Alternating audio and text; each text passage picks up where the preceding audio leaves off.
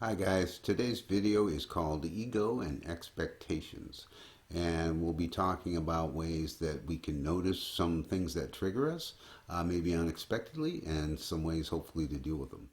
My name is Paul and this is Path of Ascension. This whole idea started when I was following a gentleman who is he's kind of a spiritual advisor. I think over time I've learned a lot from him, and I was watching his videos, and there was always a little something about his videos that put me off a little bit. I didn't really put my finger on it, but I felt like he was at times a little bit arrogant, and there is a point to where you can be a little bit too self-assured. Um, but it didn't really bother me that much until somebody had made a comment about one of his posts where they disagreed with something that he said. And it was in his response that I thought was, really patronizing, and I personally found kind of offensive. And so this was obviously a trigger for me. But of course, I didn't see it as a trigger at the time. I just simply said, well, I'm not going to follow this guy anymore. So I clicked on follow. No, you didn't.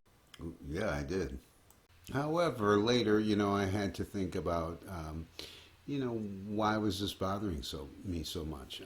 I've dealt with a lot of people with a lot of various egos and issues, and I'd heard someone speaking saying that, yeah, well, when you have a trigger about a certain topic, it's usually because it's a reflection of your own issue. So, for example, if I'm put off by somebody with an ego issue, that probably means that I have some ego issues to deal with, and certainly that may be true. In this case, though, that didn't really resonate with me as much as I was put off by my own judgment of this person based on that one trait that I saw. I mean, here's a guy giving a lot of great spiritual advice out, and I'm put off because he at times acts a little arrogant. Are you kidding me right now? Well, so basically the judgment there is I've got an expectation of this guy to be perfect, or to, not have that characteristic, or maybe some other characteristic that, I might have, and that would be more acceptable.